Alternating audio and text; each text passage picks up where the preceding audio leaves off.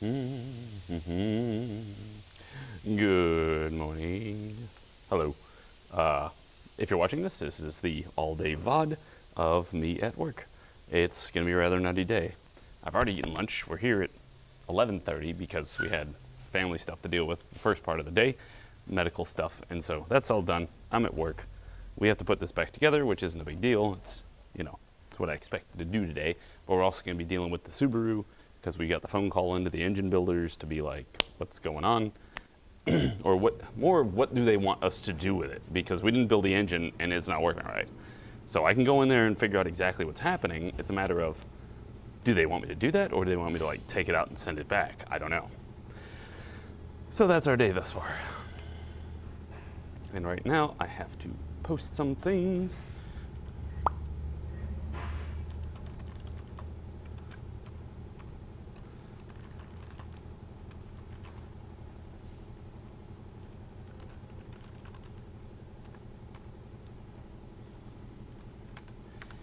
Da, da, da, da, da.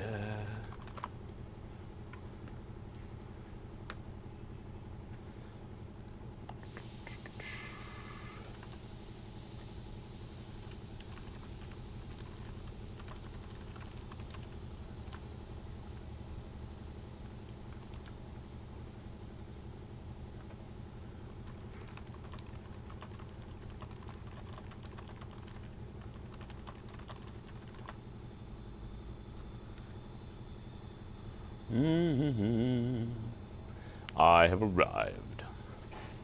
All right. Hi. It's been a crazy morning. The only thing that does suck was my wife really didn't want me to leave. She's like, I don't want you to go. I want you to stay home. I'm like, I know. But I got cars to fix. People to save from their evil, evil cars that make them do awful things because they're evil, evil cars. Evil.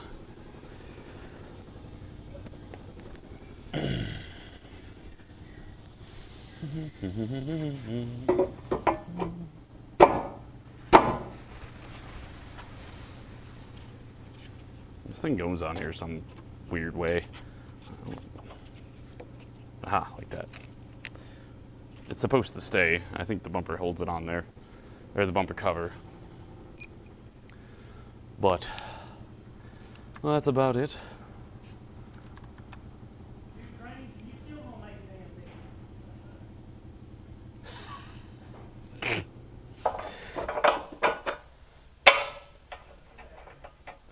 Well, isn't that the darn truth?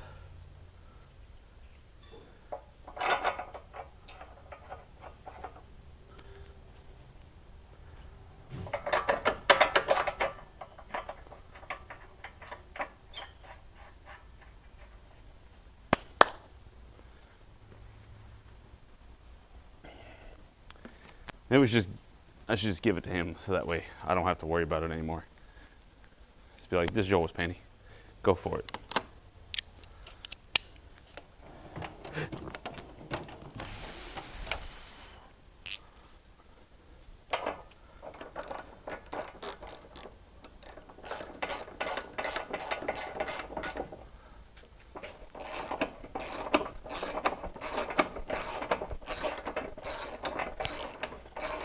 I mean, apparently that's what's necessary. That's all I can figure.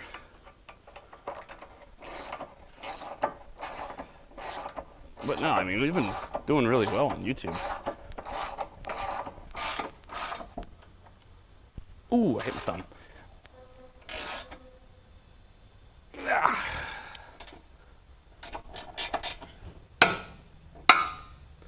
Hammer.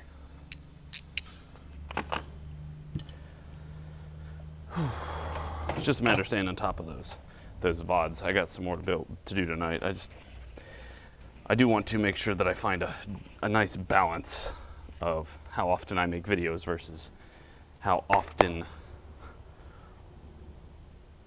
like I have to do everything else. Because I don't want to suck away my entire life making YouTube videos, but I do have to make sure we front load it. I guess what I should probably do is have a few videos in stock. Maybe I should spend this coming weekend and try and make like 4 or 5 videos, so that way I can like filter one in, and then if I miss a day, just chop that one in. Hello, hello. Also, good morning, yeah, it's still morning. Good morning, everybody.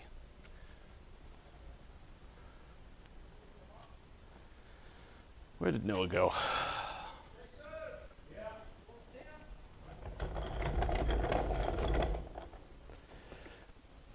So I called the Subaru people this morning, and they said that he'll have to call me back because he's not at the shop right now. So he's going to call them, and then they were going to call us, and blah, blah, blah, blah, blah. So that's always exciting. Ooh, I don't have it brought up over here. Yeah.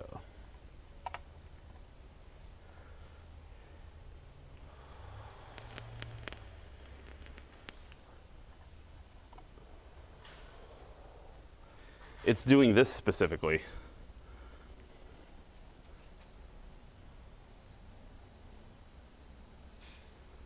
And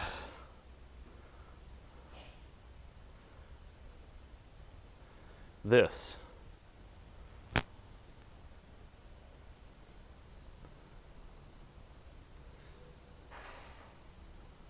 Let's see, that's not terrible there, right here.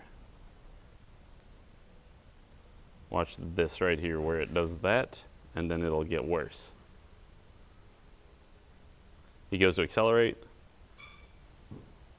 tries to rev it a little bit, doesn't really want to go, accelerates, big poof, and then it stops, and then it picks up, and then it goes. Then it goes better. But then it'll fart and lay down, and it's just laying down. Is probably the best description of it.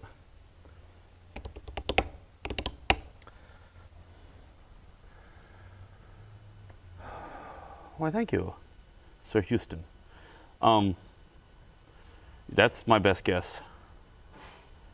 Is that one of the valves is sticking open, it's got a bad seat, I don't know. But it's a rebuild.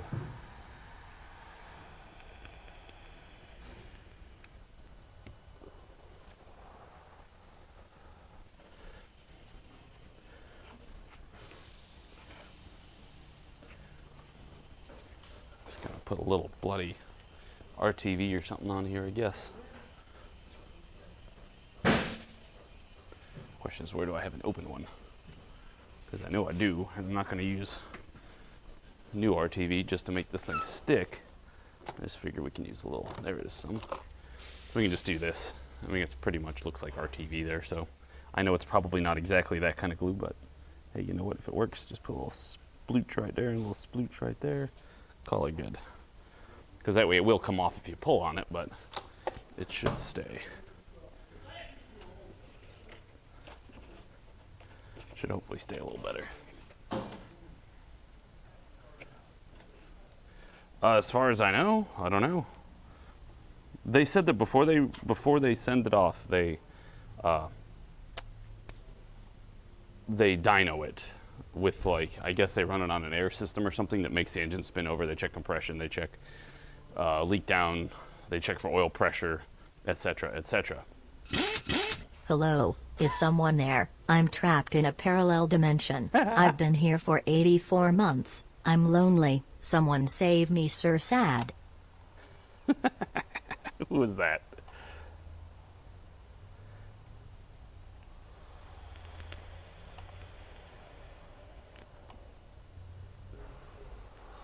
Oh, Toffee. But you're over here. In the better, less toxic place. With more to do. Because now you actually have to mod again.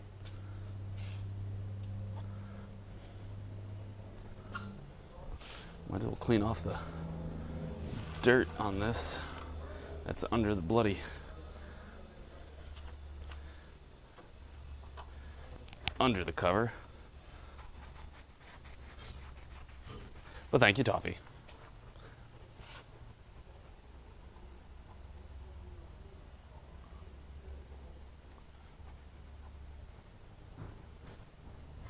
Toffee, you playing New World?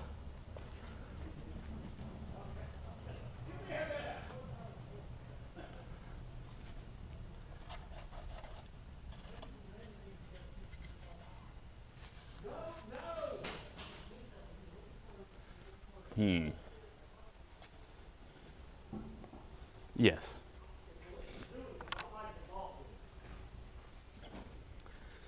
Happy Columbus Day to anybody that cares. Or also known as Indigenous Peoples Day. So, I need you guys to do some researching for me real quick. I read an article this morning that says Microsoft is all about the right to repair.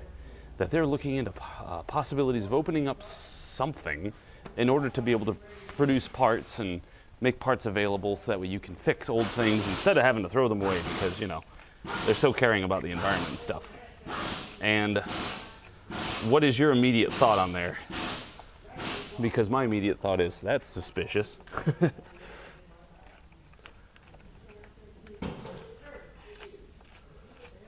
This thing's got a whole bunch of dirt in it.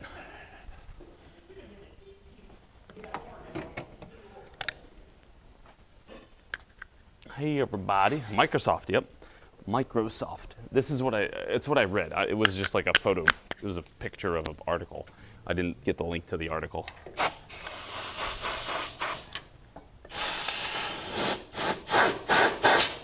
And that's what I was curious if any of you guys wanted to look into or did a quick Google search and maybe found something. Or maybe you've already heard it, I don't know. All right.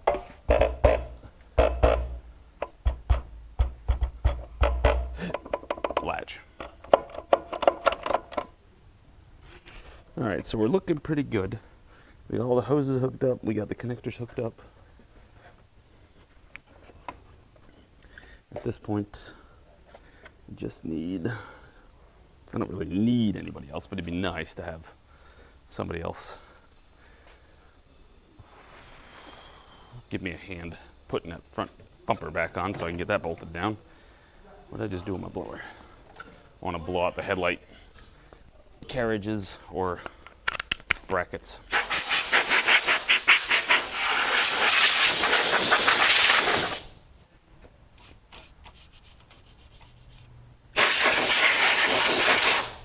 We just got our safety close our eyes on. You know, this style.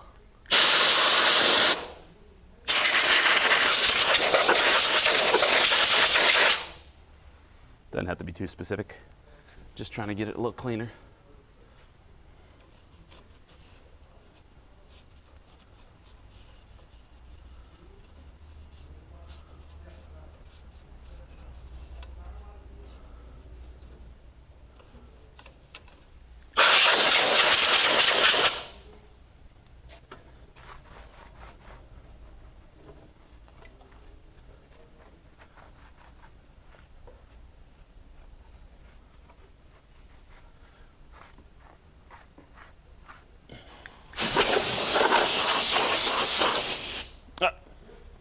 What a jerk.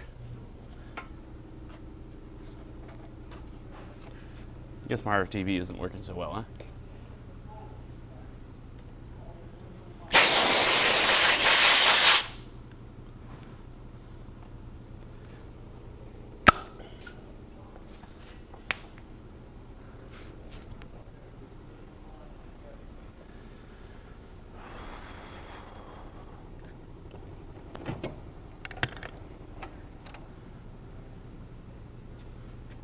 Awesome. Let me see if Jason's handy. Nope. I guess I'm gonna somehow have to manhandle this myself.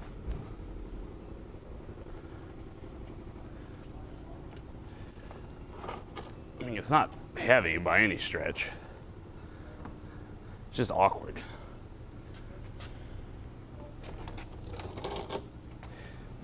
Hold on, boys. I gotta put on my bra. Oh, there we go. Perfect. So attractive now. Thank you. Thank you for joining me for this lovely time. Oh, my headlights are missing. At least they're not on. It's just awkward.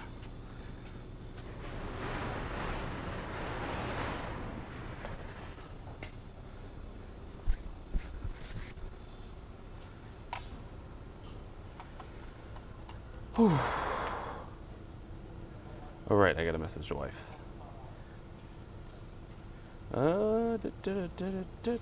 Hopefully she's asleep though.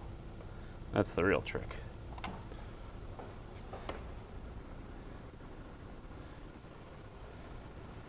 You got like 5 seconds to help me put that front end on the thing. I don't need you to like hook it up or anything. I just need more than one hand to make sure I don't bash it around. And so if you want to grab that side, you see where it'll go, there's studs sticking out of the side back there. Right. It'll fit onto, so that's the only thing you really got to get around.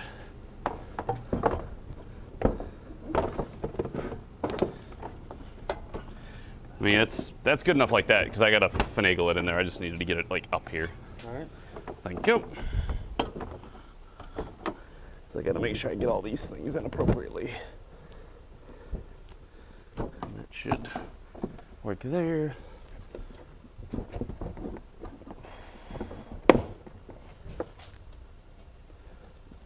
That's in there. I just gotta get this to go back further.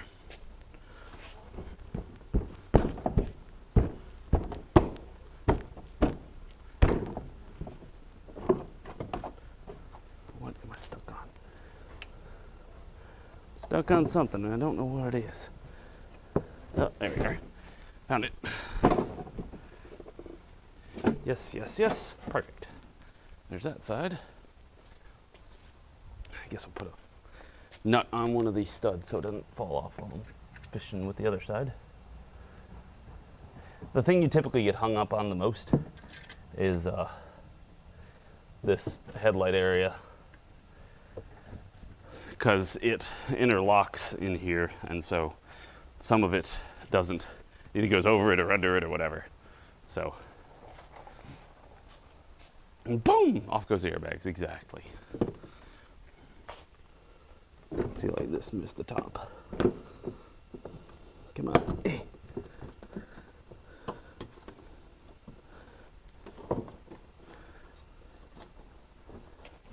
It's like it needs to go that way slightly, except it doesn't, because this part fits great. It's just, does this,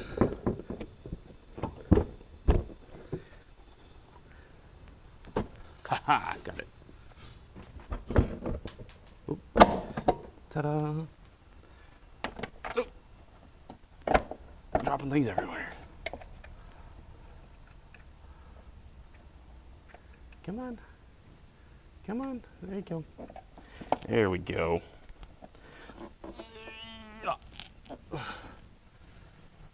Awesome.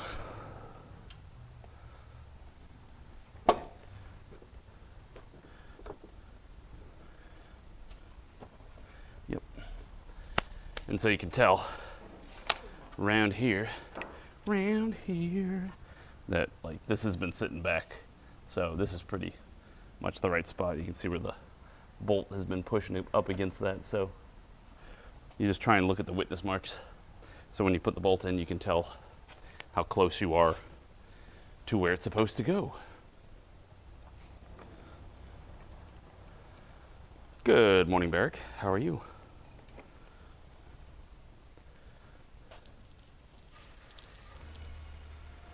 So then we can start putting these bolts back in.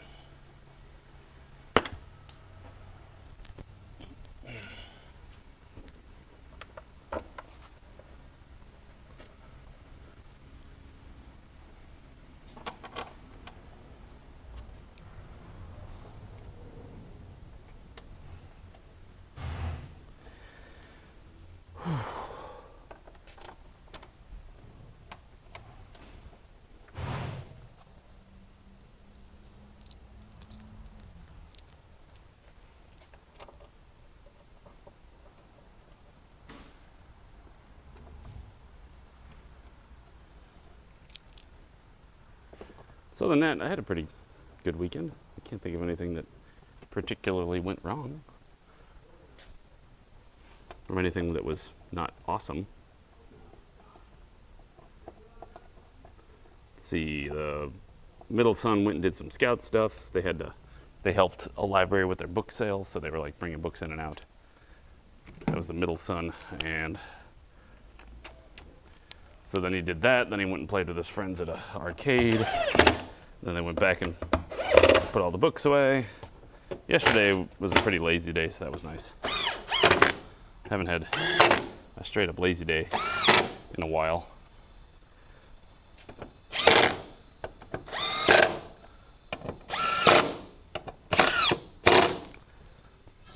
There, no, it's definitely not going to fall off.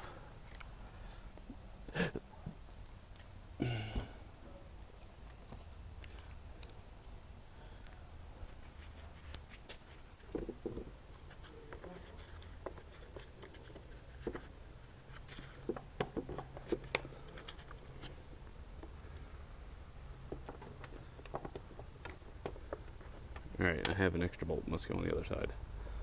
Or I missed something.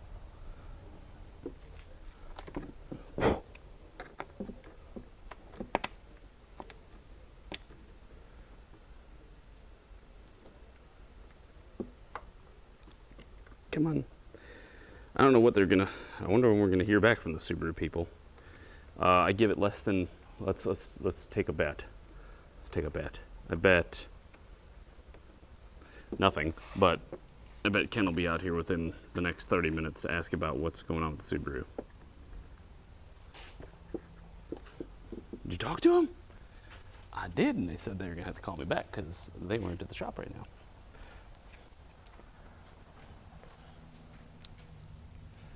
I heard that Bitcoin's up to like 50 something thousand, 51 or 57.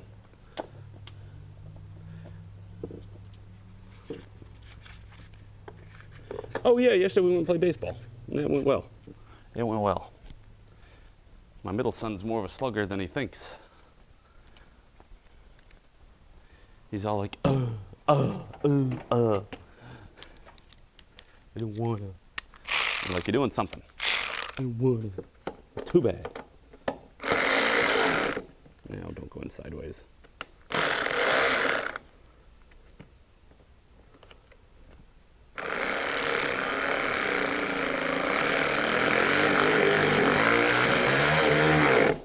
There we go. Man, I would love to have an electric ratchet that works every time I pull the trigger instead of sometimes. So maybe we'll do some sort of donation goal for new electric tools because I want to get a Milwaukee set. And then we'll use those for a couple years and then I'll be able to give a couple year review on them.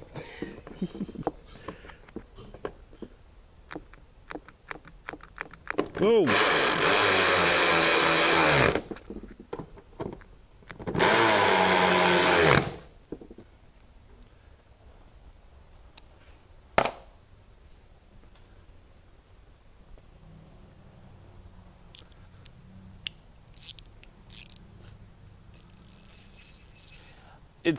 The button is not always triggering, especially if I do it like, but usually I shake it and it works. I don't know exactly, I'm sure it's a loose connection in there somewhere, but I mean, yeah, they're a couple years old, so I'm not really surprised. I've already had to get the switch repaired on the impact gun once.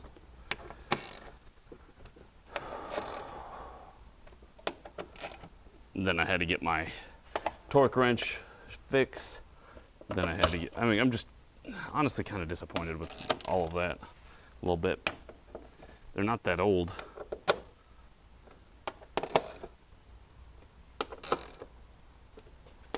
Should have gotten manual tools and clicker type. I have those, but I like the digital.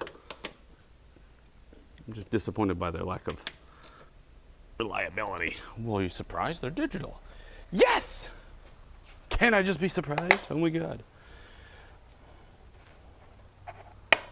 Huh, that comes out really loud. How much money did you make on your shib?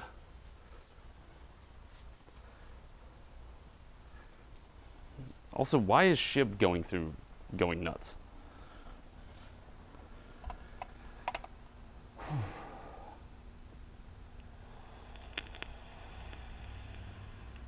Man, oh. I would very much appreciate if you guys would hit that like button since we got some people in here. Don't forget to do that. It helps out the stream and helps out the YouTube in general. I would just get 3/8 and a half inch.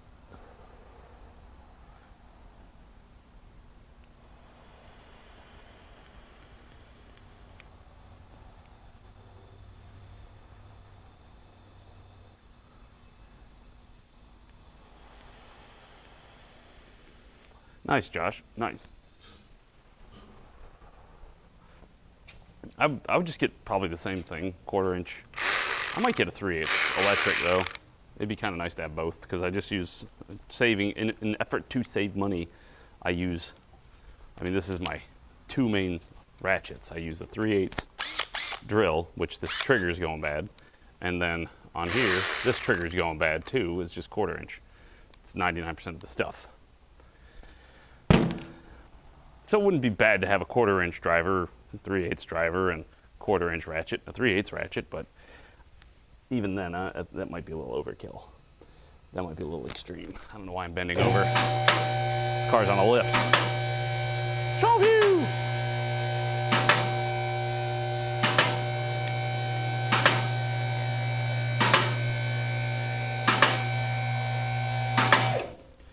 So let's try and get the rest of these bolts in here before we forget about them.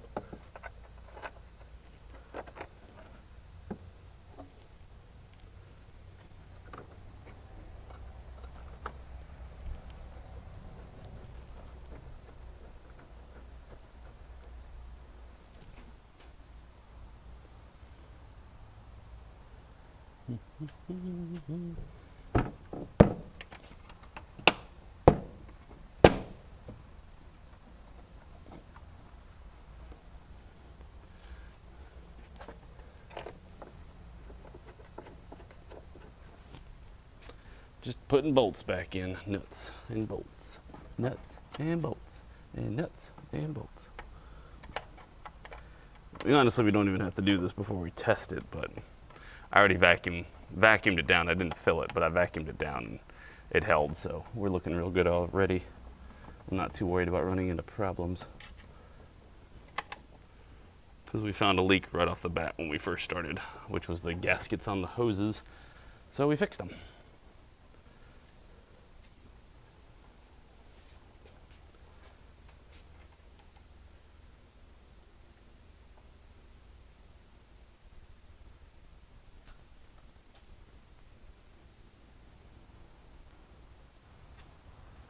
So is SHIB just trying to be the new Dogecoin?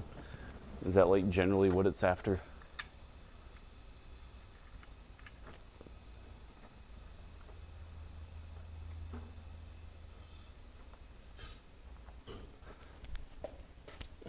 There. Good morning, Nightwolf.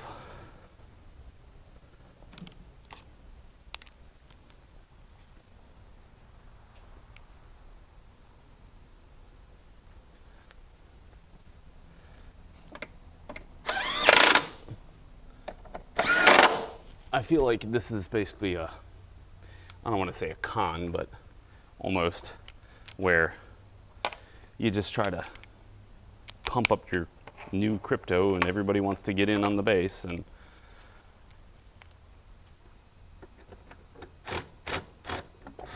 then you make a bajillion dollars and then you sell out and you call it a day.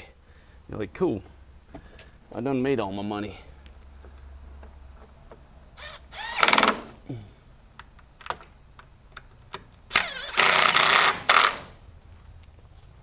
There. Hello, Jeffrey.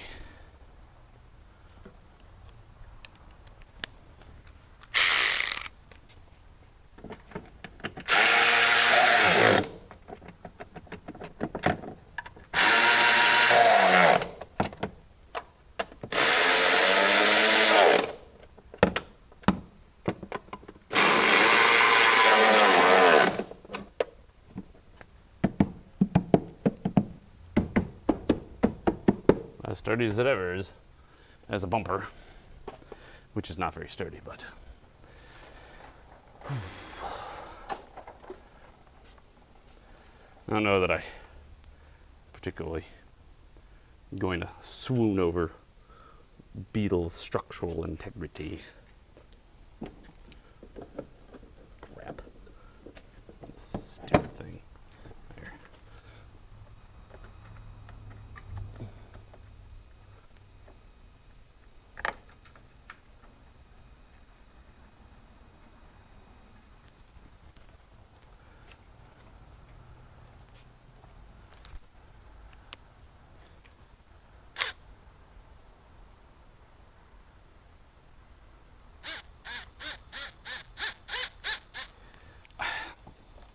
Yeah, but the problem is,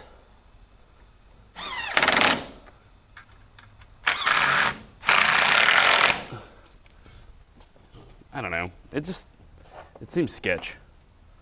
Like I would be super paranoid about putting $1,000 in a coin that's worth, you know, less than 1/100,000th of a penny or something like that. Might put in $10 or $50.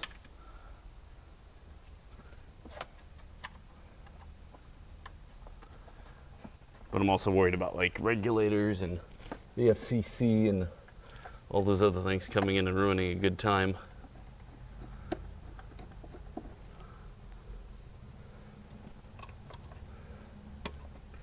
I mean, I think this is just what's going to happen until basically the population decides that they're just going to stick with one, or like 4 or 5. It doesn't have to be just one, but.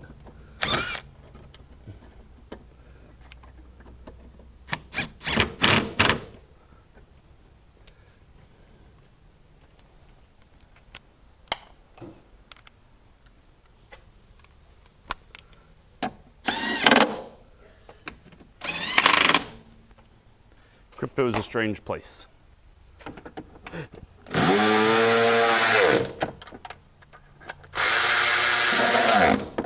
I feel like I would guess, here's how I would explain crypto. It seems like, what's the term? Reborn people, when they're like, oh, I've been reborn in whatever religion it is. And then they have to tell everybody. Or, like my wife says, a person who just started going to the gym and they're seeing results and they're like, the gym is great, go! Born again, there we go, that's it, born again people. Or they're just like super excited about everything.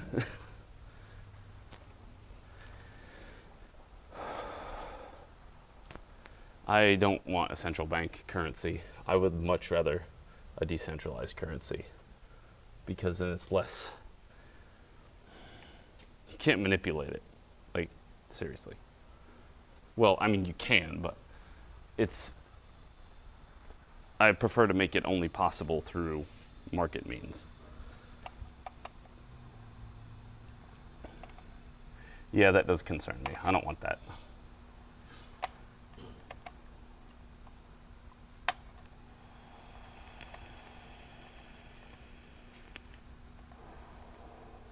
Also, for lack of a better term, I would say that a lot of boomers don't understand it, and so they don't like it.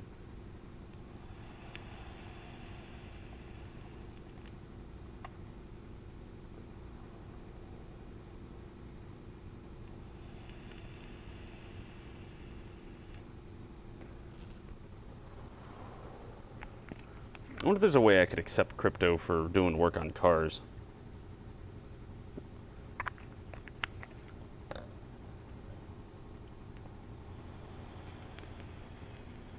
I mean, short answer is, of course I can.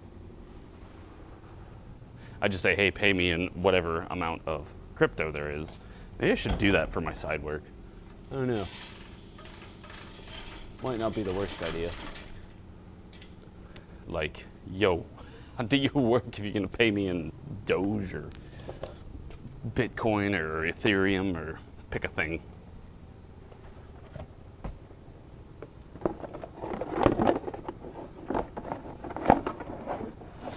But that might be too volatile. Might need something that's a little bit more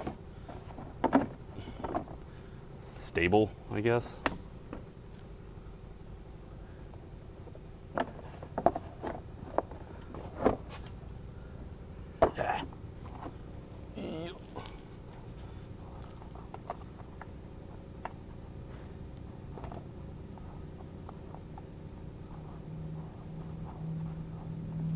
Well, yeah, that's the rub. Like, you know, hey, it's a $5,000 job, and you paid me, and now it's only worth $4,000 because, well, crypto went down overnight, and that's a thing.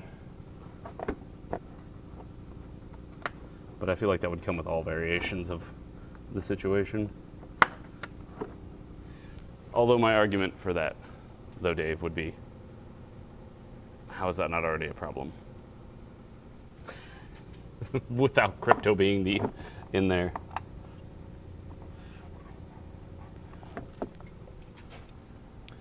Gas has already gone up. All of those prices have already gone up.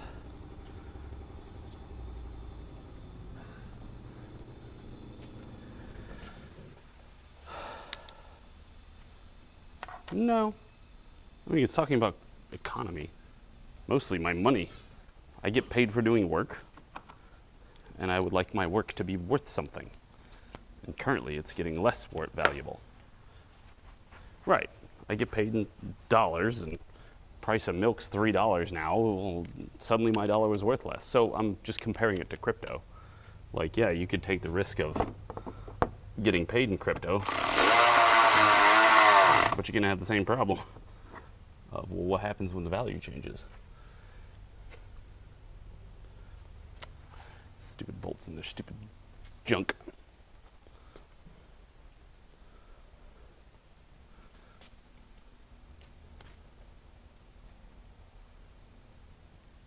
Right. I mean, that's also, the polar opposite is also possible. I could do a $5,000 job, have them pay me $5,000 in crypto, and then overnight it explodes and I have 20 grand, you know? You want to talk about keeping an economy on its toes. Wonder how that would work in a general, like, think about that in a broader sense. Think about that in a broader sense, damn it, besides just crypto, or even just crypto. Let's say, just for the sake of argument, that, you know, we're gonna have a couple extra bolts because we're missing some of the spots that are supposed to hold. What was I gonna say? Oh, let's just say for argument's sake that everybody accepts crypto. The up and down, depending on what you take, could mean you make a millionaire overnight and then take away a millionaire overnight, and it'd be all kinds of weird. I'm talking about making it a weird game.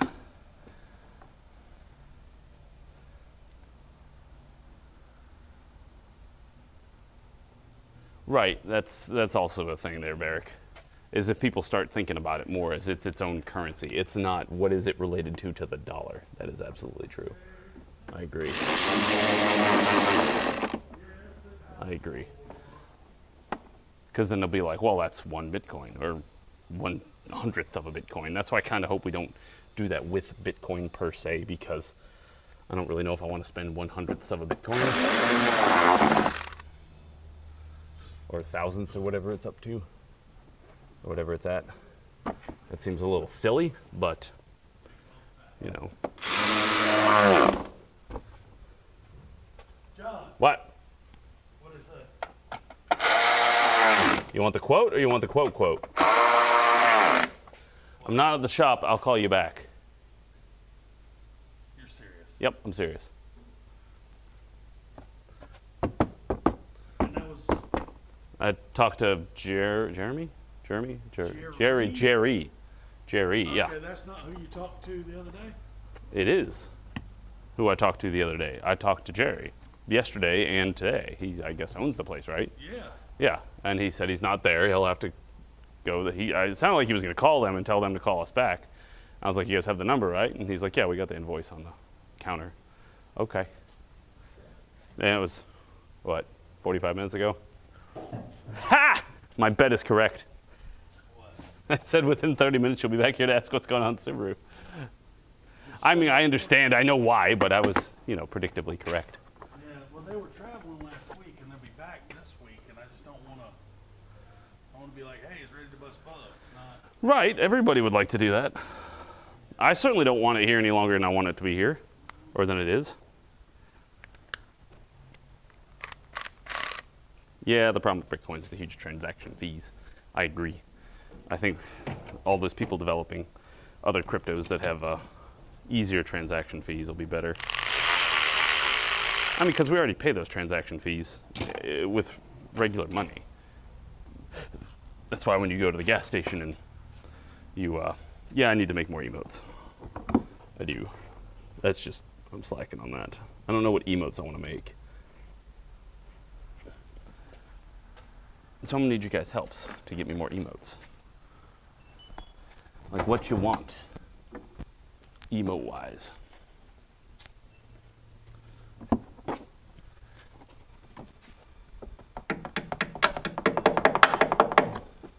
Stay in the body.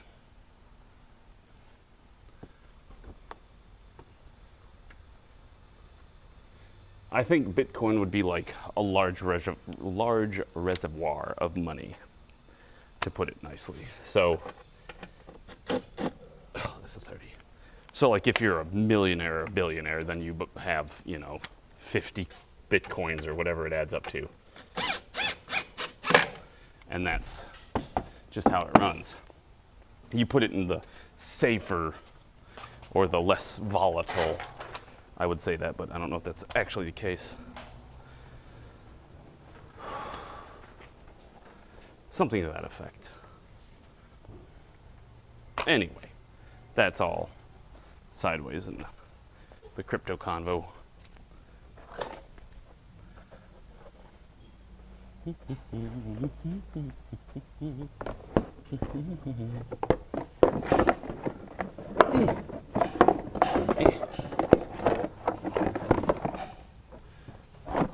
But I don't understand why anybody would be upset at this conversation. Is it somehow controversial? I thought there was all sorts of conversations about crypto on YouTube.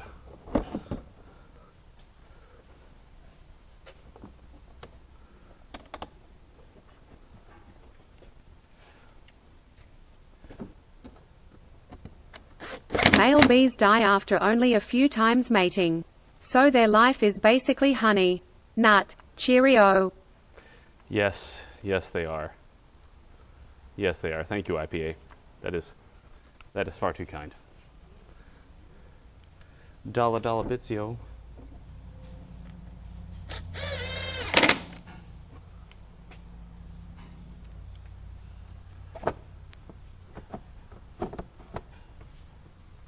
Yep, I have also been on the meme websites this weekend, and I have seen that as well. Where's that bloody hole? That's what I thought. It's over there. Why does this not want to go in? Does that fit in there? Oh, it does. Okay. That's what I'm missing. There. Nice body security spot. Now we gotta find what's left of these. Like that. Which isn't ideal, but it works.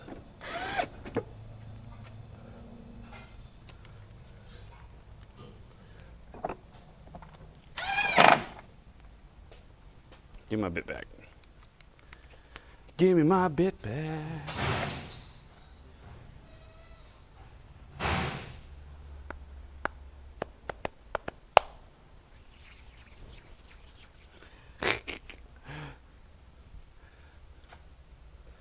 Dave always stirs the pot. You're right. It's true. One there. One here. One here.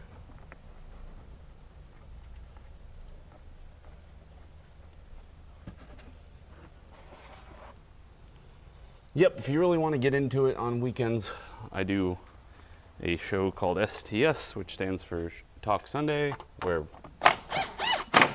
it is me yelling at other people and people yelling at me. And that's what we do. About all sorts of things. You're welcome to come in. Don't expect much.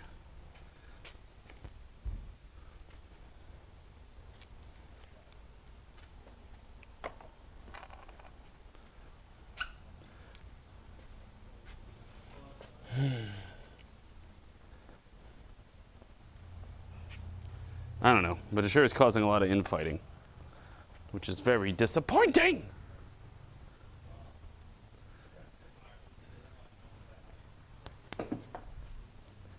Now Noah comes back. Look at him. He's here.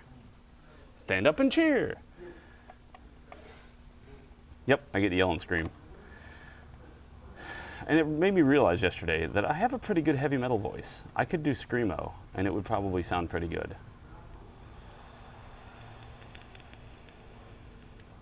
I think it would work out.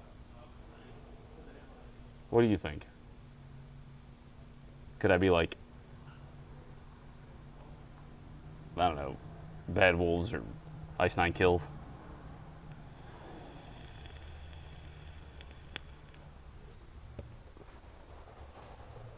Don't forget, hit the rec button. I wreck you a lot of time.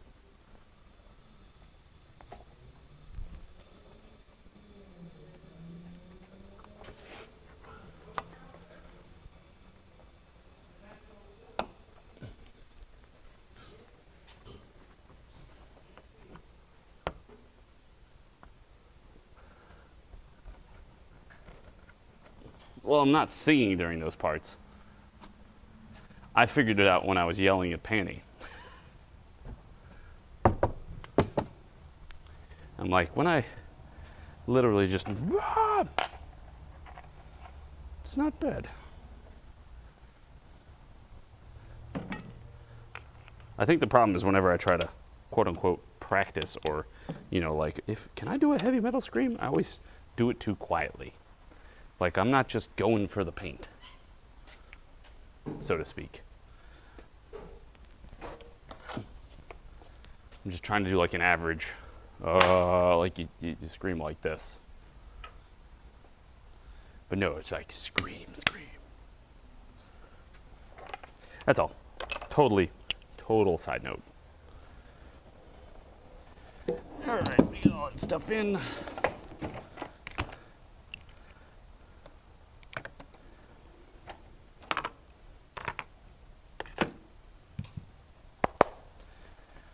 Hooray. I just pop in some headlights.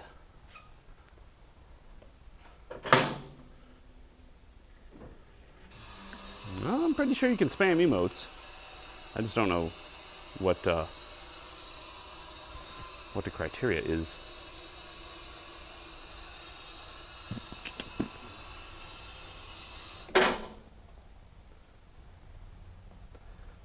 All right, now we just got a headlightless bug.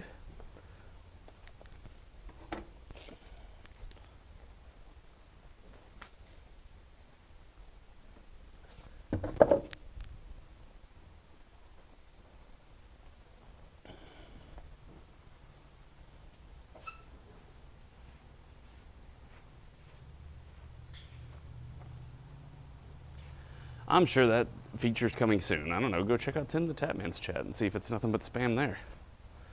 He's got plenty of people watching. If you American, you Ameri will. Excuse me. I'll have the hiccups.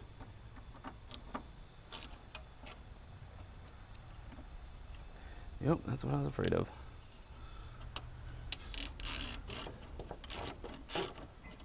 Oh, Lord.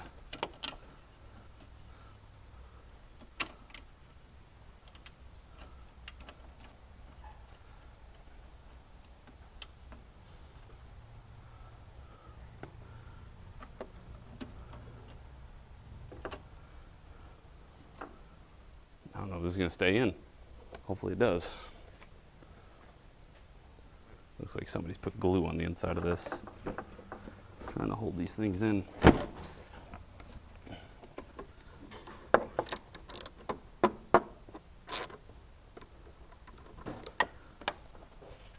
Seems good.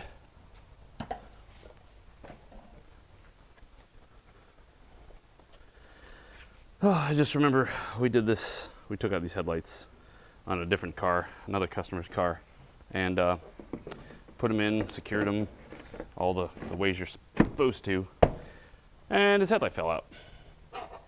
You have this first primary lock, secondary lock, all of them failed. I was like, all right, that's awesome. These are just terrible.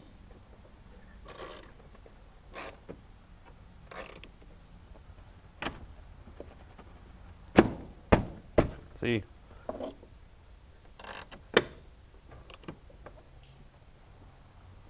Well, maybe that'll do it. Let go. Let go. I don't want to have to fish out my socket.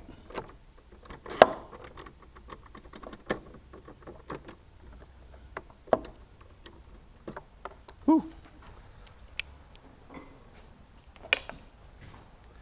Yes, they are weird. They are very weird.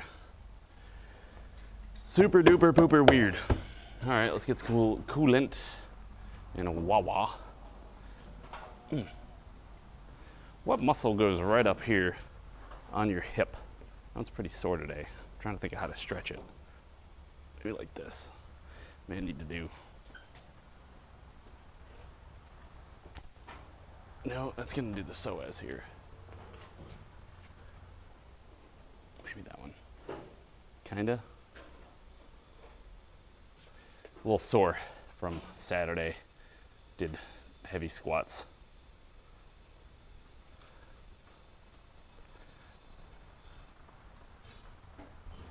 Let's go get another jug of coolant.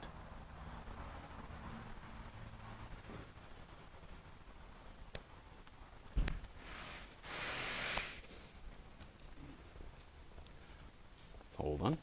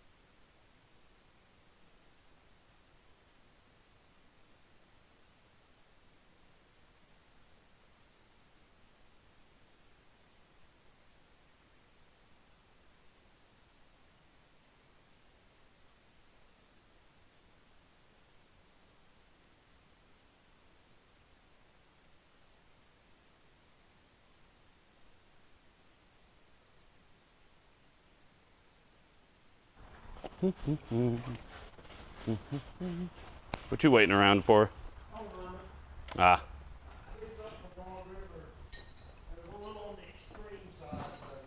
Ah. Huh? Yeah. About this far. Yeesh. You didn't need a frame at that point? I asked that question actually. They said, nah. They said, let's try unconventional measures. All right. That was the actual word they used. Unconventional measures. Okay. How's the hydraulic table do for the dropout motor jobs? Fine. Does it? Yeah. 'Cause I'm getting ready to do a Honda. Hmm. We're going to do a V6 Honda, which I'm not real happy about. Well, they can bring it down here and I'll do it. Yeah. That might be a good thing.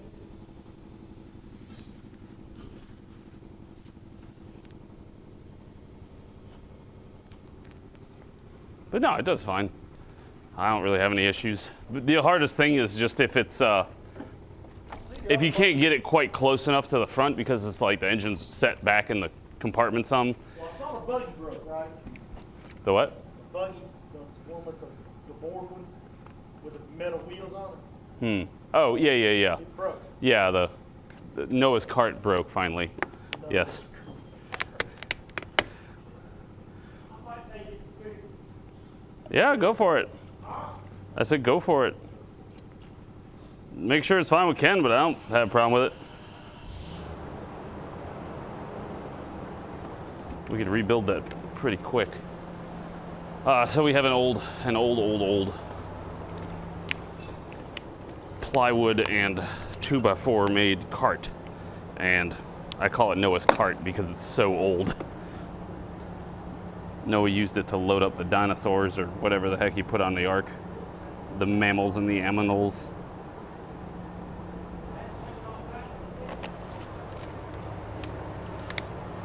Oh, I just realized something. Noah's Ark wasn't talking about water, they were talking about spaceships. No. Sorry. I'll work on that one later. Noah's Ark wasn't about water and all that stuff. It was about a spaceship in space. And Pretty fucking sick, honestly. yeah. Oh, I mean, how else would you interpret it as a pre-knowledge species? Yeah, that'd be pretty sick. I can't lie.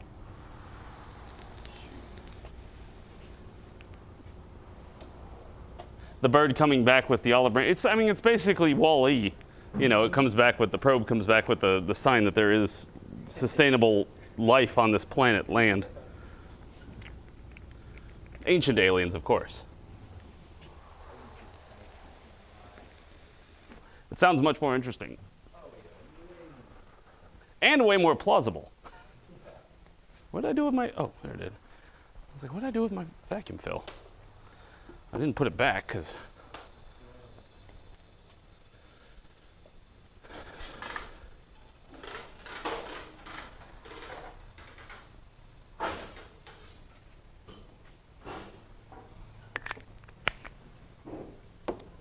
that's gonna be a little bit more interesting without the bumper off.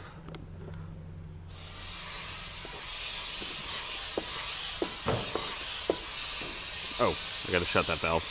I'm like, why isn't it pulling a vacuum? You have to shut all the valves.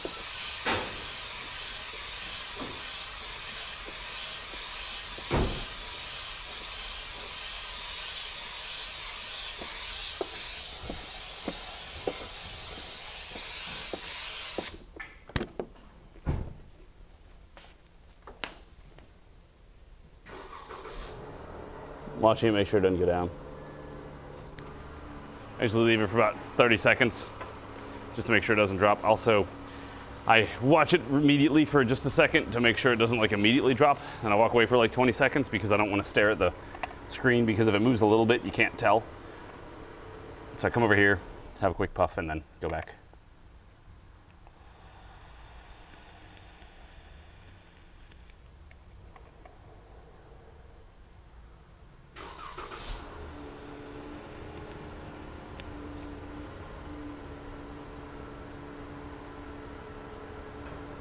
No, like you want me to go over that? No, we're an ancient race of, or an ancient species, or it's a planet seeding project, and we were out cruising the galaxy and we found a habitable planet, and they said, yo, drop some people off there. And maybe we did. And humans existed here for maybe millions of years. And then a planet-killing asteroid hit, and we died with, or we evacuated before the dinosaurs, and I don't know, I'm just spitballing. It's making it up purely out of my butt. I'm just trying to come up with anything that sounds reasonable.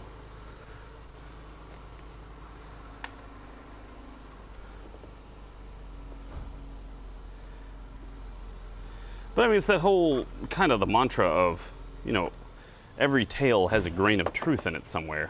So it's just a question of what do you consider a grain of truth?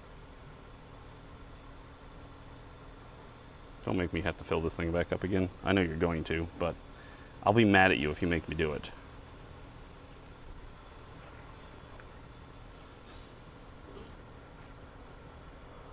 Yoink. We still got a decent amount of crap.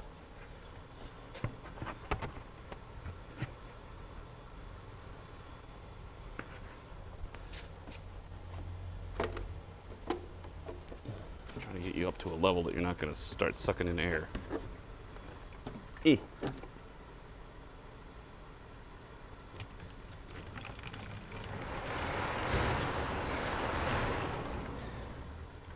Yes, for any of you guys that are very, what's the term? Oh, right, anal about it.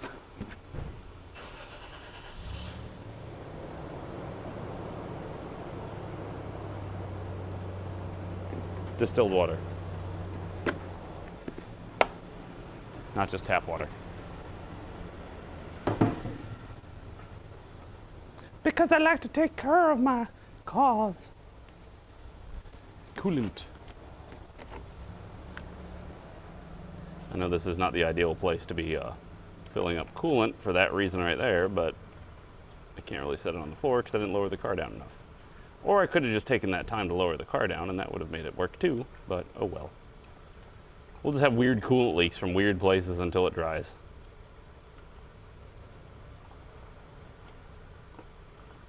So do about half of this. Yeah, this is really inconvenient.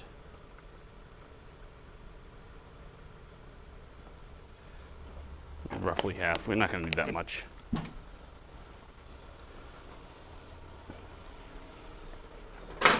Don't fall. Thank you.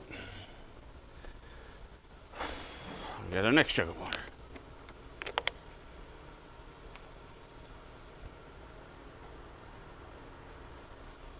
Ooh, they're hiring pilots to... They're looking for people to go to Mars? Where do I volunteer? Or sorry, where do they hire me to go?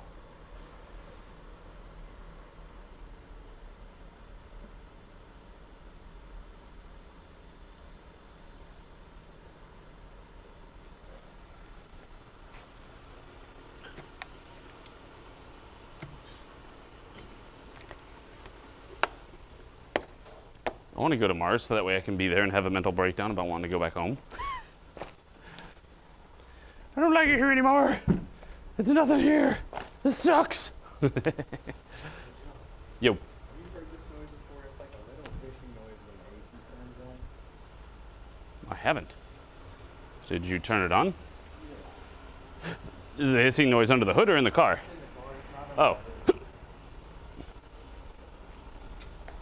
Just wondering if you've ever heard it before.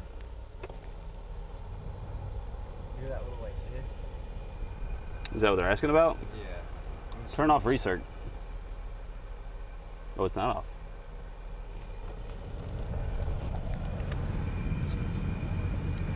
There's definitely something from under here. It's just a matter of, is it normal or is it not? That's what I was. That doesn't sound like It would sound like if you were to give me a... it blows cold. Yeah, it does blow cold. I would say it's like a duct or something that's not fully seated and it's like blowing by it, or maybe a tube that's loose. Good too.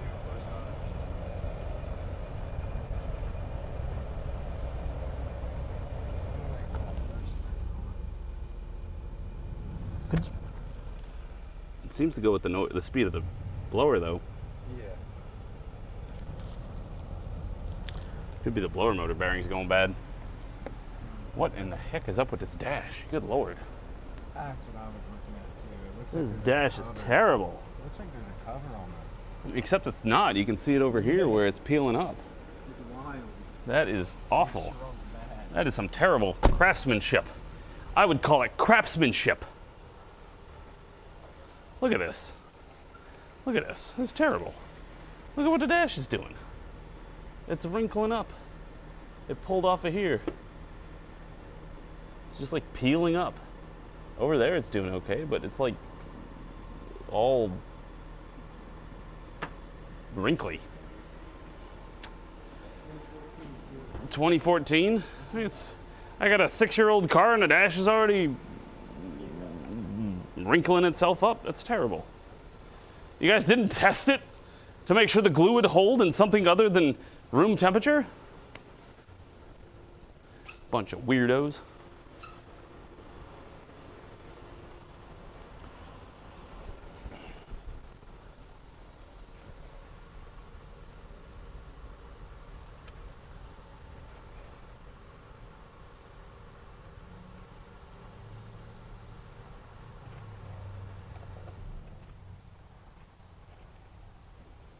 These absorbent sheets are awesome. I love them.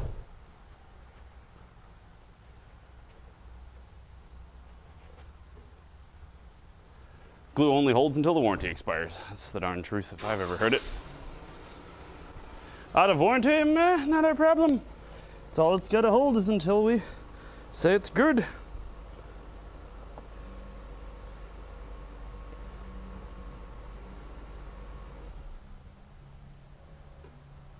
Yeah, we really didn't need a lot more. Just enough. And that is good. Could you get it almost all the way full?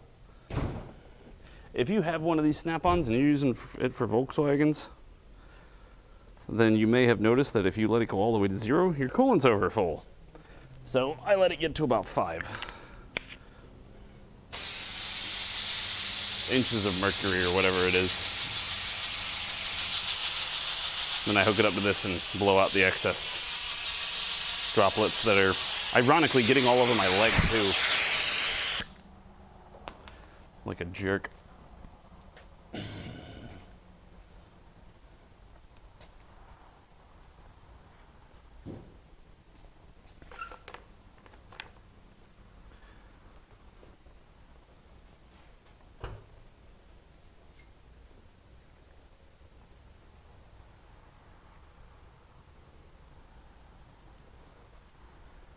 That seems like a good short. What do you guys think? Is that a good short video? Don't buy a Jeep if you like your dash.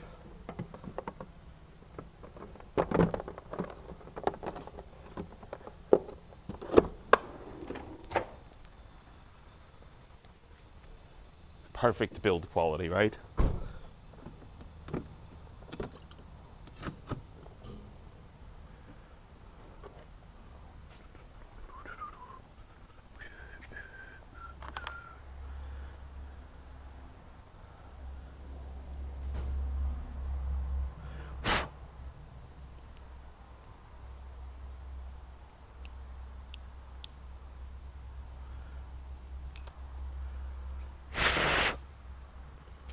Making sure the screw will let me actually bite into it. Meh. Meh. Meh. There we go. Excellent.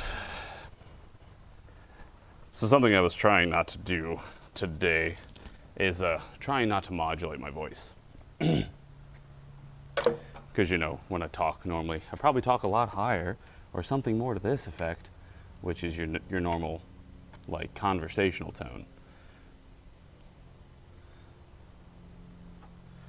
But I wanted to talk more in how I normally talk. The jupe. Do do do do do do do.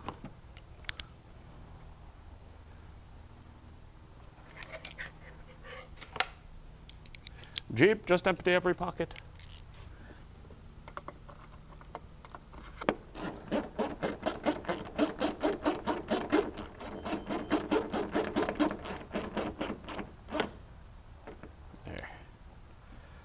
Bolted back down. We had done bolted so we could use the vacuum fill, but now that we're done with the vacuum fill, we don't need it loose. Come on. Thank you. Oh, you need, if you want the kind of soccer rails like I got where you can just pick them up and put it down, Ollie's has them for $5 or $2 or $3, something like that. It's not. Yep. I was like, man, I could use some for my standard sockets. So I was thinking of picking some up. I just hadn't decided yet, so. Anything you should avoid on a Volkswagen for a diesel 4-cylinder. Make sure you put quality oil in it. That's about all I can tell you. Make sure they've done all the diesel recalls. Because, you know, I assume you're looking at a used car, and I assume you're probably looking at something that fell in line with the Dieselgate stuff, which was a big problem, of course, etc., etc. So I would make sure they have one that is fully recalled and all the done all the necessary work.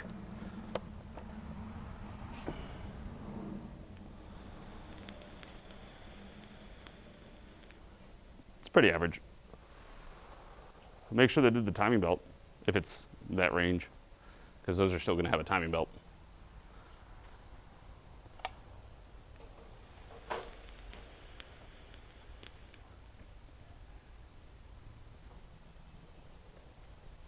Awesome. I think that's it. We should be able to start it now. What I do want to do is pressure test it and make sure that it holds pressure and doesn't pop a hose off, because that is another problem that can occur. And if it does pop a hose off, I will be very sad, because I will lose all the coolant I just put in it.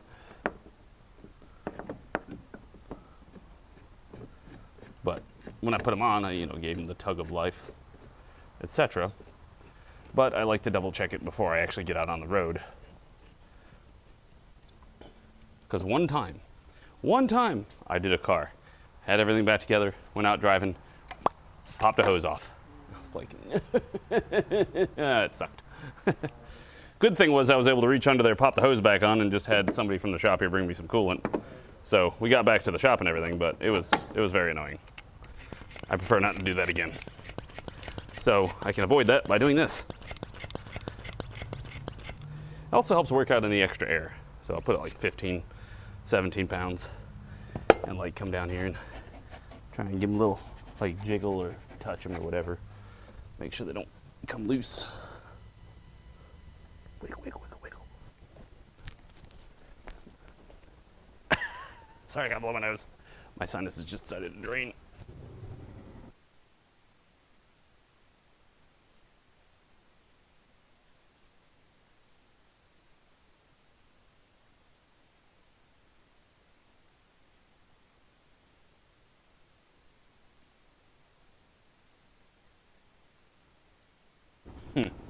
Interesting. Well, that made my eyes water. That was weird. But not too weird with me and all of my sinus issues.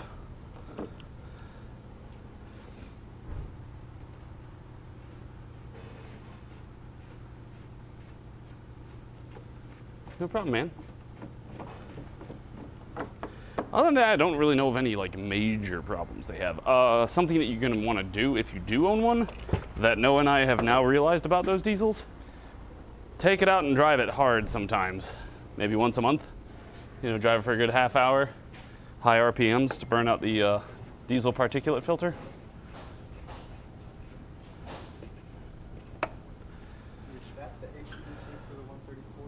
That one is our old one that's broke. It works, but it doesn't. Something's leaking internally, so you got to turn off the tank every time you use it. I did. I've had them drilled. They just got done in 2020. Yeah, it was like a year ago at this point. It was when I last had my sinuses drilled out. That was when I had the eyeball thing. Remember, it looked like I got punched in the face? Because my eyeball swole. Basically my brain was, the mucus in the upper sinus had eaten through my bone and was trying to push my eyeball out. And so it made my eyeball look like I got punched in the face. And it took them a couple months to figure out what was going on. Because I went to the eye doctor first, because I figured it had something to do with my eye.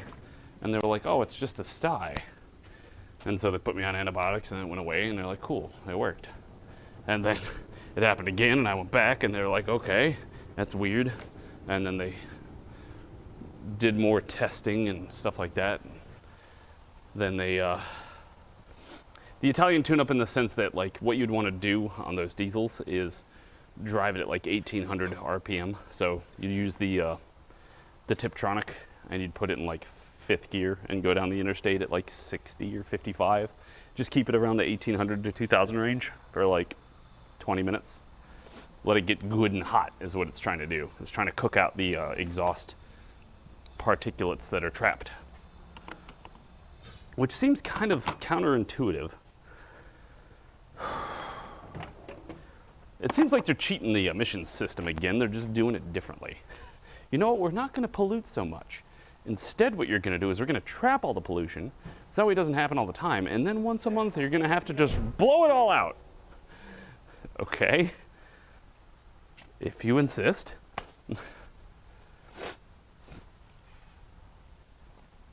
All right, that should be it. I didn't do anything with the engine other than the coolant, so hopefully nothing else breaks. And the battery is still on. Are the headlights on? Yay, one headlight. 2 headlights. 2 headlights are working.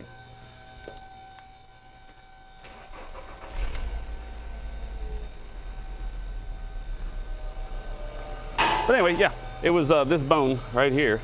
It was in my eye socket, where your eye socket, your bone in your eye socket goes like further back. It had eaten a hole, like a large hole, because they did a scan and they looked down and they saw that the bone was missing over here.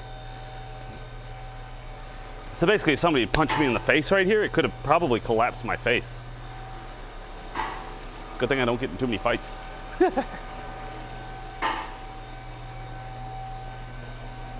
So anyway, there was basically a bridge of bone that was somewhere in this sinus, preventing this sinus here from draining.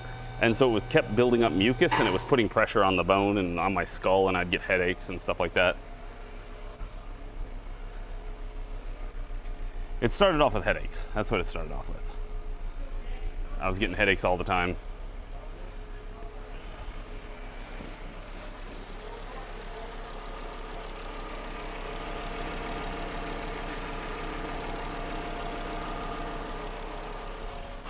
I'm not pouring anything on the ground.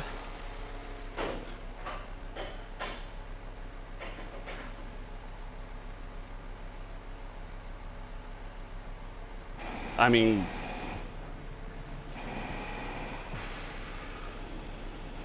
you can run cars at full throttle. It's just not advised, probably because it gets too hot and pukes. Versus if you're riding in a boat, you can use the water that you're sitting in to cool the engine down, would be my thought. I have no idea. I've never worked on a boat. I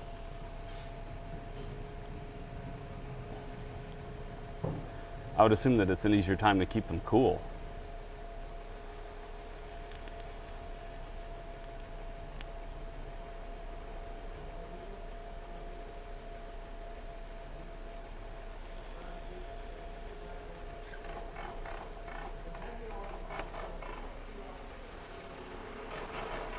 Yeah, I mean, I don't think we really need to run it much to make sure it's burp. We can go ahead and finish putting the rest of the under tray stuff. I just want to make sure it didn't do anything stupid, like blow off the cap or start screaming at me, but it's not leaking, so we're doing well.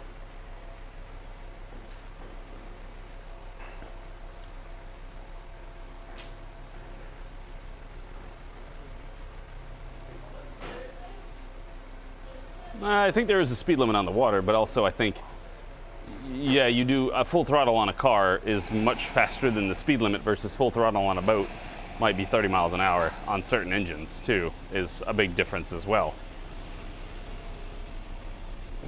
I mean, you think about it, NASCAR and stuff, you think they're running anything less than full throttle? And they're rolling around for hours.